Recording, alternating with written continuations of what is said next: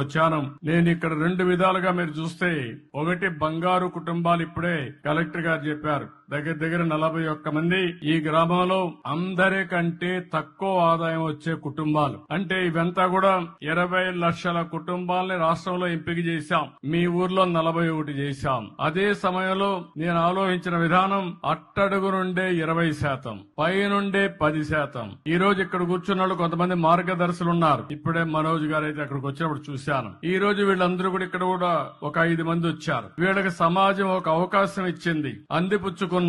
ఈ రోజు పారిశ్రామికవేత్తలుగా లేకుంటే మెరుగైన జీవన ప్రమాణాలతో ముందుకు పోయే పరిస్థితికి వచ్చారు. నేను ఒకప్పుడు జన్మభూమి పిలిపించాను, మీరందరూ స్పందించారు. ప్రపంచంలో ఉండే వాళ్ళందరూ వచ్చి జన్మభూమి పిలుస్తుంది రా, కదిలి రా అంటే గ్రామానికి వచ్చి ఎన్నో కార్యక్రమాలు చేశారు. స్కూల్ బిల్డింగ్లు కట్టారు, రోడ్లు వేశారు, శ్మశానాలు కట్టించారు, అనేక కార్యక్రమాలు చేశారు. ఈ రోజు నేను ఇచ్చే పిలుపు, ఎవరైతే సమాజంలో ఆర్థికంగా పైకొచ్చారో, తెలివితేటలున్నాయో అలాంటి మీరు తిరిగి సమాజానికి ఇవ్వాలి. ఆ రోజు సమాజానికి ఇమ్మని కోరాను. ఇప్పుడు మీతో పుట్టిన వ్యక్తుల్ని పైకి తీసుకొచ్చే బాధ్యత మీకు అప్పచెప్తున్నానని చెప్పి కూడా నేను మీకు తెలియజేస్తున్నా.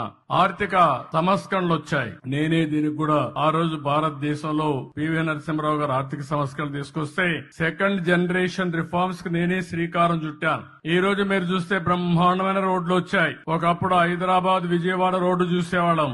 ఈ రోజు బాగా రోడ్డు ఉందంటే దానికి కారణం పీపీపీ విధానం, అంటే పబ్లిక్ ప్రైవేట్ పార్ట్నర్షిప్. ఈ రోజు బ్రహ్మాండంగా మీరు సెల్ ఫోన్ లో మాట్లాడుతున్నారంటే ప్రభుత్వం పెట్టిన సెల్ ఫోన్లు కాదు, ప్రభుత్వానికి కూడా ఆదాయం వస్తుంది ఈ సెల్ ఫోన్ల వల్ల. ప్రైవేట్ వ్యక్తులు సర్వీస్ ఇస్తారు, దానివల్ల వాళ్ళకు లాభాలు వస్తున్నాయి, మీకు మెరుగైన సేవలు అందుతున్నాయి. కరెంటు విషయంలో గాని, అనేక విషయాల్లో, కాలేజీల విషయంలో గాని చాలా మంది ముందుకొచ్చి ఎన్ని పోయారు. కానీ ఈ రోజు పీపీపీ విధానంలో ఫ్యాక్టరీ పెట్టినా వాళ్ళు పైకి వచ్చారు, తప్పులేదు. ఈ రోజు సిఎస్ఆర్ కూడా పెట్టారు, కార్పొరేట్ సోషల్ రెస్పాన్సిబిలిటీ అని. కానీ కొన్ని కార్యక్రమాలు చేస్తున్నారు. కానీ ఈ రోజు నేను తీసుకున్న కార్యక్రమం మీరు చూస్తే ఎప్పుడు కూడా 20-30 సంవత్సరాల ముందే నేను ఆలోచిస్తాను. సమాజాన్ని అధ్యయనం చేస్తా ఉంటాను, ఎప్పటికప్పుడు అర్థం చేసుకుంటా ఉంటాను. నా ఆలోచన ఒకటే, భారతదేశంలో పుట్టిన ఏ వ్యక్తి గాని పేదరికంలో ఉండడానికి వీలు లేదు.